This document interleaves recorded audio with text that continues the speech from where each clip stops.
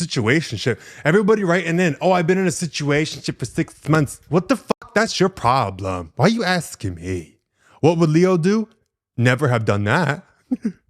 Yay, hi friends. I've had the flu for the past few days. The fact that I've gotten myself out of bed to do this, you know I love you real bad. I'm also in a contract. The show has to go on, all right? This week we're doing a What Would Leo Do? I really want to lay down and like prop my legs up and just lounge, but we're doing a What Would Leo Do? So many people wrote in and asked how to lose feelings for somebody. So I don't have a specific scenario I'm going to read for that one, but baby, losing feelings for somebody, I got plenty of episodes about handling breakups, dealing with all that crap. But the biggest thing when it comes to being caught up on someone, you can't let them go, can't move on, whatever the fuck. From my own personal experience, what has hung me up on people the most is the fact that I overvalued them. And my brain could not let go of the fact that I harmed myself and took from myself to give to somebody that I perceived as valuable. So most of the times when you can't stop thinking about somebody or you're caught up on them, you can't move on, all this and that, you can't fathom that you hurt yourself for someone or something that wasn't actually worth it. That's the thing fucking you up in your head. You don't actually like them. You don't actually care. It's the relationship with yourself that you destroyed. And it's the pain that you caused yourself. It's the fact that you hurt yourself for somebody. And you're faced with seeing that they're worth it and seeing that they're not. And your brain will play this little game of when you're trying to see if they're worth it or see if they're not, your brain has to convince you that they were worth it in some way. Facing that disappointment is too much. So subconsciously, your brain's going to be looking for everything. You're going to be constantly thinking about them, rerunning situations, checking their social media, freaking out, what they doing, what they up to, who they with. You're not actually worried about them. You're not actually caught up on them. Your brain just can't accept the fact that they actually weren't as great as you thought they were because of what it means with you. And your brain's going to keep running for it. So if you feel like you can't let somebody go, this is a big thing that I had to realize because I was doing some crazy shit. Basically, your brain just can't accept what's really happened. Ew, it sucks. Like your brain can't accept it. Of like, I've done this to myself for them. Literally look at them. That's the thing is you can't look at the reality of it because it's going to like, let's go into actually like the opposite side of it. So like the one side your brain keeps going toward is looking for any kind of validation of their worth and how what you went through wasn't for nothing. And there must just be something I'm not seeing. Your brain's tweaking, babe. But going on the other side, the flip side of it, with actually looking at, okay, I hurt myself for somebody I overvalued. That comes with so many catastrophic things with your relationship with yourself, your trust with yourself, what you've done. And it's a lot harder to like digest that. It feels like swallowing poison. It feels like swallowing a fucking porcupine. That's never going to feel good. It's never going to be fun. It's never going to be an enjoyable experience. So if you keep thinking about them, entertain that for a second. How are you caught in this dynamic? And then once you're aware of it, can you then be like, oh yeah, okay, so it's not about them at all.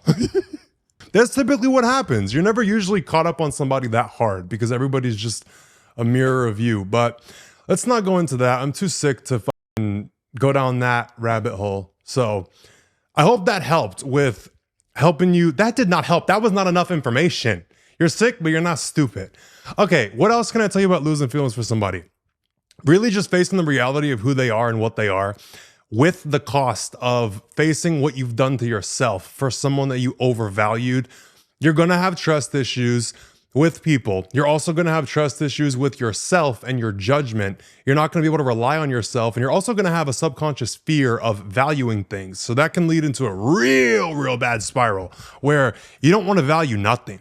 It leads to like a state of numbness where it's like a subconscious protection for yourself where you see how you overvalued something in the past and your brain is not going to let you fuck up again. It's not going to let you do the same thing. So you're going to get this protection mechanism in the back of your mind, subconscious. You're not going to be aware of it, where liking anything desiring anything, valuing anything is not a possibility. Like, you can't feel happy. You can't appreciate anything. You can't value anything. And if you do value something, it's going to stress you out. You'll get this like subconscious fear of valuing things or valuing people. And it's not going to feel safe to do it. Like, it's going to make you anxious as hell. And you're also going to have the flip kind of thing happen where you're not impressed by anything. You see faults in every single thing. And it's sad because it goes from like a relationship with a person, fucks you up with your whole dynamic with life because you can't appreciate nothing. Like, for me to look over here and appreciate the lion because it's gold, or like the little Medusa head, no, I can't do it. Like, you're not going to be able to appreciate anything, and it will lead you to like your own personal hell of depression you can't escape, all this and that. So just catch this before it gets bad, where you overvalued something and you hurt yourself for it. So it sucks. Swallow that pill before you're not able to value anything ever again. That's what leads a lot of people to unaliving, and they don't understand why. And I've personally dealt with this whole thing. It's not fun, like I said, but it's not about them. Other thing with like losing feelings, with facing the truth of who they really are, swallowing that nasty ass pill of, yeah, they wasn't really worth that much. You're going to have to go build yourself into somebody who would have never given that person the time of day. That's what I always do. It's fun. Helps me forget about them, because it's like, okay, your brain might make you think of them, but it's like, oh yeah, it would never go back to that. And you kind of get this like safety net where your brain don't even like think for them in a way where it causes you pain. That's another big thing. If you think you're caught up on somebody, you're not. When you think about them, it hurts. Look at why. Why does it hurt when I think about you fucking stupid ass? Why does it hurt? Why does it like feel uncomfortable to be thinking about this person or still feel like I have feelings for them? What does it do? What does it take from you? What's the real fucking issue here? You know? Because like I said, it's about you at this point. They gone. They not here. It's about you. I have a podcast episode called Your Attention is What Makes Them Special. Watch that if you're dealing with feeling hung up on somebody. Also, my other episode, Why You Really Can't Let Them Go. I think that's the title. Go find those, go watch those. I also have episodes about breakups. You can go look them up. You can search them and find them on YouTube, watch the video. I'll be hanging out with you. Hey, friend. Or you can listen to the audio version on Apple Podcasts and Spotify. But if you listen to the audio version, hit the download button, because that's what actually helps me. Thanks. Okay, next. Long distance situationships. Leo would never. What the fuck you mean? What would Leo do? Long distance situationship. No. The hell?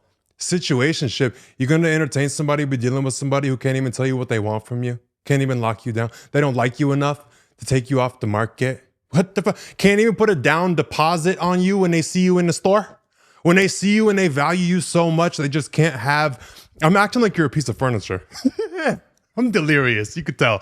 But like, you walk into a store, you see something, you want it, and you're gonna do whatever it takes. Okay, I'll put a down deposit on it if I can't get it today, but I have to secure it and make sure that I know that it's mine and I'm gonna get it.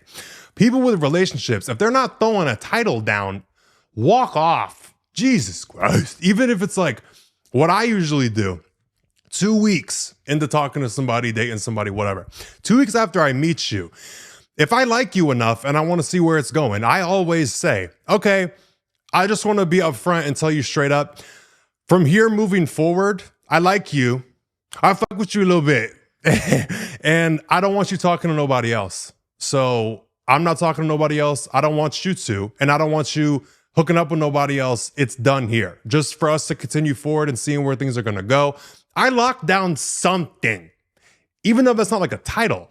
It's a clarity of expectation and my interest. And then it goes further into like actual title, but situationship. Everybody writing in, oh, I've been in a situationship for 6 months. What the fuck? That's your problem. Why are you asking me? What would Leo do? Never have done that. But then you tack on the whole long distance thing. What the fuck? If I like somebody and it's long distance, move where I'm at. Show me you love me. You trying to be with me or not? Like, long distance, what? Get off the phone. Go meet people in real life. I don't like it the phone has made things too accessible, because people have like full-fledged like engagements with people they've never fucking met in real life. What are you doing? I just want everybody to know that's very weird. From my perspective, in my opinion, a lot of people ain't gonna tell you that. That's very fucking weird to like date somebody you never seen them, to be in love with somebody you never fondled them, you never test drove the car. How you supposed to say, "Oh, I love you"? You don't know if they got shit fucking breath. You don't know if they stink. You don't know if they walk weird. You know, you're like, how you supposed to say you in love with somebody never met him? I don't get it. But the long distance thing, no. I personally could never do it. I'm not gonna do it. But if you want to take on that task, go for it. So what would Leo do? Not that. Okay, this one's cute. Two people wrote in basically the same topic. So they started making a little money and they asked me, what are the luxury purchases I regret? And a couple of other people asked, what is my most recent purchase? So I'm gonna tell you both. Purchases I regret. If you're just coming into some money and you want to splurge and buy some things, buy stuff. Great. Treat yourself. Buy the things you've always wanted. Buy the things you're gonna wear. But do not ever, from my personal experience, buy no luxury designer bath mats or towels. My Versace bath mat ripped, like a giant hole in it. I have a Dolce & Gabbana one now that's leopard. You can't fucking wash them normal. You can't just throw them in the washing machine. You gotta dry clean them. What do I look like dry cleaning the fucking bath mat? Like, clearly I forgot who I am. So once it gets dirty enough, I don't know what's gonna happen. I might toss it or someone's gonna have to take it to get dry cleaned because I'm not doing it. But from my personal experience, bath mats, towels, anything of that nature, stay away from it. I don't care what logo's on it, whose face is on it, what name is attached to it. No. Also, jewelry. If you're gonna buy jewelry, do not start with the name brand stuff. Like Cartier jewelry, we all know it's an absolute ripoff. I love Cartier. Got a bunch of stuff from Cartier. But my point is, when you first come into money, the markup of designer jewelry, like Van Cleef, Cartier, what you can buy like an actual chain for that is solid gold. Like this one, my bracelets that I have. What you pay going to an actual just jeweler and getting what you want made or just getting something from them, it's gonna be like a fourth of the price of going to some kind of like designer place. Like an engagement ring from Cartier. Woof, woof. Oh, you got it like that, don't you? You just got it like that. If that's where you buying certain things. Just, what was I even talking about? I'm trying, y'all. I'm trying. The flu got me. Bath mats and towels, don't fucking buy them. Pillows I like. I have a new fixation with Versace pillows. I've been buying a bunch of them. I'm obsessed with them. I have so much color everywhere because of the pillows and the blankets and everything.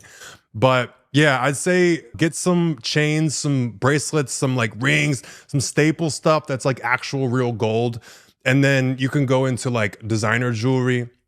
If somebody else is paying, get whatever the fuck you want. But that's my couple things to stay away from. Oh my God, one more thing I'll warn you about. Designer shoes. They all uncomfortable.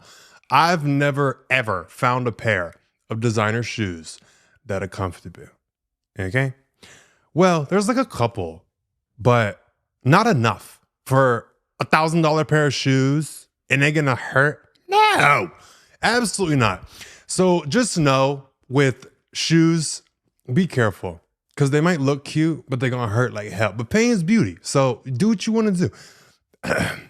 Hint, hint, red bottoms, the most uncomfortable fucking things you'll ever have in your life. The sneakers for the men, the heels for the girls, all of them. So uncomfortable, but they look so good, you just take it. Anybody who tells you, oh yeah, my Louboutins are comfortable, they're fake or they're lying. Okay, wait, not next yet. My most recent purchase. I've been having a fixation, like I said, with Versace pillows, but also Versace vases. I don't know what it is. I like vases all of a sudden. Who the fuck? I don't know. I'm very, very picky, very picky. And I found this vase from Gianni Versace himself. It was vintage from the 90s. It ain't made no more. Can't get it. Of course I want it even more now. And it's kind of like one of one because the person who bought it, it was like someone's parents bought it and never used it. Like they kept it in the box. So it is an unopened vase from the 90s. Duh, I bought it. I was so excited. I'm over here checking the tracking. It finally gets delivered. I open my door, I pick up the box, and I hear it jingle. And I was like, no way. No way in hell. God, I didn't want to believe it. I walk into the kitchen. I open the box. I look at the vase. She looks back at me in about 20 different pieces. She was broken. There's so many reasons I'm upset about this. Genuinely so, but it gets worse. Just wait. So it's a vintage vase from the 90s, brand new. It was expensive, like stupid expensive. I decided, you know what, Leo, you finally found a vase you like. Let's go ahead. You get it for yourself. I'll treat you. I love you so much. I pay the money and the vase gets delivered broken. Now the money is one thing. I got my money back because it was the shipper's fault. Like they're an idiot. But the other thing that really like hurt my soul was the fact that this was a piece of art. It wasn't just like, oh, just some vase. It was a piece of art from the 90s. You can't replace, you can't recreate, you can't nothing. I go online, desperate, hoping I could find a different one. Nope, they're gone. That was the last one. So that is never going to ever be a thing that I have. But you know what? In my upset state, I went online and I was like, you know what? I'll go buy another vase I was looking at. It came out like a couple of years ago. They don't make it anymore. So I have to buy it off like eBay and Poshmark, whatever the hell I was shopping on. I can't remember. But I go buy a different vase because I'm like, you know what? I want the vase. I want the vibe of a vase, you know? So I go order a different one. Same shape-ish, but whole different like vibe to it. I'm like, you know what? It's still cute. I get it. You know what? Maybe it's meant to be over here. Maybe I'm meant to get this one. Who knows? Guess. Guess what happened? I got a message from the seller on eBay and they said, hey, there's been a report of damage to the package. So the second vase I ordered gets damaged in transit. Didn't even get to me and it's broken. Honestly, I'm considering giving up on the whole vase escapade of this, of like trying to order vases. I'm lying to you bold face through my new teeth right now. I'm going to keep buying more vases till I finally fucking get one. But it's just very upsetting, very depressing. Can people learn how to package shit? Put some bubble wrap. Okay, let's get off that because I'm going to get real irritated and I'm probably going to go buy another vase out of spite. Let's just keep going before we do that. How do I deal with a homophobic family when I'm young and can't leave them yet? Stop coming out. That's one thing I hate on social media is like people talk about you have to live in your authenticity. You need to embrace yourself, be yourself. Don't. If you're not of age to escape a bad situation, because a lot of people have parents who are extremely and like dangerously homophobic. So stop talking about it. Just hide it till you're 18. Then you can get your own place, move out, and do what you want to do. Screw who you want to screw. But this whole thing of like coming out so soon, for what? Like risk management, assess the situation. Do you think it's a safe thing to do? Because there are some parents who will unalive their children if they come to them with that. As someone who's Albanian, I understand how family dynamics and cultural dynamics can lead into extreme homophobia. What the hell y'all doing? Why everybody want to be so out and about and proud? Like, I don't claim the community. I don't know what the fuck's going on with that, but I ain't part of that. I understand that you want to be yourself and open up and all that, but risk management, do I think I'll be in danger if I come out? There's a time and a place to be authentic. Unfortunately, you can't be authentic all the time. The issue a lot of people have in the whole like authenticity movement is if you are inauthentic on purpose, that's not an issue. It's when people don't understand that they're being inauthentic that causes problems. But like if you're choosing to chameleon yourself for a situation for your survival, okay, do it. And I know a lot of people aren't going to agree with that. I don't care because are you taking in the kids who are getting kicked out of their homes? No. There's so many people who are gay and they come out before they can afford to be on their own and get kicked out into the street. So be careful with it. And I'm not talking to you like rough and harsh because it's bad or something to be ashamed of. It's not at all. Do your fucking thing, but be smart with it. Like TikTok and social media has made people so blind to like their actual life. Like, okay, all these things fly on social media. what's actually going to fly in real life. That's something people need to be able to discern between. And it's not something really being talked about. If you don't feel like it's safe to come out, don't. I kind of want to say like, be respectful, but like, I know a lot of people are like, oh, you don't have to give someone respect. It's your parent at the end of the day. They're giving you a place to stay, a place to live. What's the options? If you got a better option to jump to it. But if you're trapped in the situation you're in because you're 15, 16, whatever it is, chill. These people on TikTok are pretending they're there for you. They're pretending they're going to help you. They're not. But as far as it goes with your family being homophobic, play it transactionally. Okay, their love is transactional. Okay, so match it.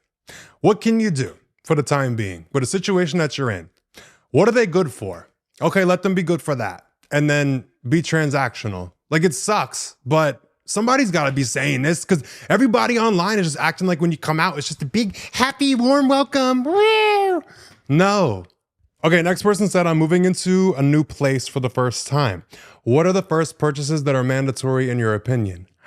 Okay, every single person, well, I'm gonna just tell you what I buy. Every single time I get a new apartment or move somewhere new, the first couple things I buy, first two, one is the giant pack of wet wipes from Costco.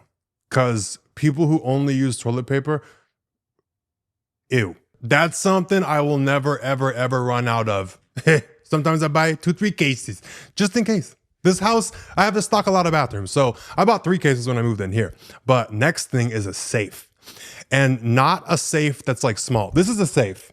A lot of people don't know it. They think it's a table. This is a little safe I used to put inside my bigger safe, but I needed something to put here. This is also not my final podcast set. I'm in the middle of like doing a bunch of stuff. But this is a safe. You don't want one that's small. You don't want a safe that someone could just pick up and walk off with. You want a safe that's like over 150, 200 pounds and big. So bigger than you think, but also one that cannot just be stolen. Also one that is fireproof. I think mine is like 2,000 hours. It can be lit on fire before anything happens to anything inside of it. That's what you want. It's expensive, but a safe, 1,000%. You need to put your most valuable things in it. Also, some cash, because you always need to have some cash. And your jewelry and everything, you just need a spot where you can put things and know it's fine. Passport, shit like that. Put it all in there. And it doesn't matter if people can see it or know it's your safe. They can't move it. I think mine's like 500 pounds. Good luck. And 2 more things that I always get in a new place is 1, a door buddy. It's the stick that goes up against the door handle. So people can't like open the door as easy. And the other thing is a Ring doorbell or like a camera for the front of your house. This is not sponsored. I'm not over here talking about no Ring camera because I'm making money from it. Buy whatever the fuck kind of camera you want to buy. But having some kind of camera where you know who's walking by your place. In an apartment, I don't care. I'm always throwing one up. I used to have one on the outside and inside the door, just in case you got through the door. I got you. That's a big thing, is knowing that there's eyes on your home when you're not there and you can know what's going on, what's happening. Also, people be stealing packages. So yeah, you got to have a Ring camera. I was about to go to the next one, but one more thing I always like to do is buy a new scent of things that I have when I move somewhere new. Like, what vibe do I want to set with the smell and shit? Like, what kind of Febreze am I going to buy? What am I going to put in my diffuser? Sometimes I'll change up my cologne if I want to, feeling like I want a big, big change. But smelling and like a type candles that you buy, like the aroma of your house, that's something I always like to set, like brand new place. All right, next. A lot of people asked about getting out of a rut. And someone asked, what is the first step to getting out of a rut? My first step is always clean. And I'm talking like de-junk a lot of your shit and like clean up. Like if you're in a rut, you over here living like a pack rat. All right, clean it the fuck up. And then go through and de-junk your closet, your bathroom, your under your sink, your little storage closets, your kitchen, your pantry. Go de-junk everything. That's my favorite thing to do. Is getting out of a rut. Step 1, I'm making space for new shit. You don't want to have everything that you've had at this state. It's kind of like a weird, like, energetic thing. Open up space for new things to come in, getting rid of shit that's holding you where you are. Also, when you're sorting through old things in your house that you haven't moved around for a while, a lot of emotions come up. You're sorting through your emotions, sorting through old energies attached to shit. And it gives you a chance to like release things, cleanse, get rid of things you don't need, get rid of things you just don't want to be attached to anymore. So that's my first thing, is cleaning out everything I own. De-junk. One time when I was like in the month, it was earlier this year, like in my month of full-fledged, right when I went sober and was doing as much like internal like work on my brain as I could, I de-junked my apartment 3 times in 1 month. It was like every week, and then every other week I was like de-junking, and I kept doing it. I de-junked it like 5 times before I moved, but in like 2-3 months, I de-junked it a ton. It's just something like very like refreshing about it. I like getting rid of shit. You know, what do you vibe with? What do you not vibe with no more? Get it out. Also, it's a very big instant gratification thing. So like when you've been in a rut, you ain't really been doing shit. When you get up and you see instantly that your action and your effort changes stuff and changes the way that you feel, you see immediate result. You see immediate change, and it feels really good to get you out of a rut. Also, it feels good to like look around, everything's clean and pretty, nice, smells good. So that's always my first thing, getting out of a rut. And also with the whole removing old things, making space for new experiences, new energies, whatever you want to talk about. New ideas are going to come in. When you get moving shit around and changing things, throwing things out, you're going to have whole new mindsets hit you, new perspectives, new ideas, new desires. Everything's going to kind of like amp up. So get everything stirring around. Move this shit around. Get rid of stuff. Clean. It's fun. And it leads into so much more than you think. It's like a fun little thing. Oh, just clean, sure. But like there's a lot more to it. So I hope I explained that aspect of it. Also, makes you excited about new shit you want to buy and new things you want to do, new ways you want to decorate. So if you feel like you're in a rut and you have like no motivation for nothing and no like desires, you don't care about nothing, go start stirring things around. Everything will make a lot of sense. I'm sitting here literally like my hands and feet are freezing cold, but I am pouring sweat, like that cold sweat shit. I hope this episode was somewhat kind of like entertaining at least. I don't fucking know. I'm delirious. So whenever I decide to edit this, we'll see what happens. But I hope you liked it. If you are watching this on YouTube, subscribe, thumbs up, all that shit. Audio version, download it and hit the 5-star rating. Thanks. Love you. I'm trying to get through this. I'm fucking dying. All right. Leave a comment also. Like for real, tell me what. Leave a comment and tell me what you want me to talk about next week, because I'm hoping I'm going to be feeling a lot better and I'm going to put out like a way more thought out and like banger of an episode. This one is just going to be what it's going to be. All right. Oh, we got to do our little emoji too. The comment for people who watch it this far. Comment a flower or something. A get well soon flower. Please send me some flowers. Comment an emoji if you watch it this far so I can see who came and stayed. That's all I got for this week's episode. That's all that my body's got. It's like shutting down. My brain can keep going, but I'm going to go. So as always, everybody be safe. Take care of yourself. And I'll talk to you guys next Sunday. Go drink your water. Go rest. Go be careful. And go be disciplined and do everything you got to do. And work toward your goals, because all my shit's on pause. Okay, do it for me. Love you.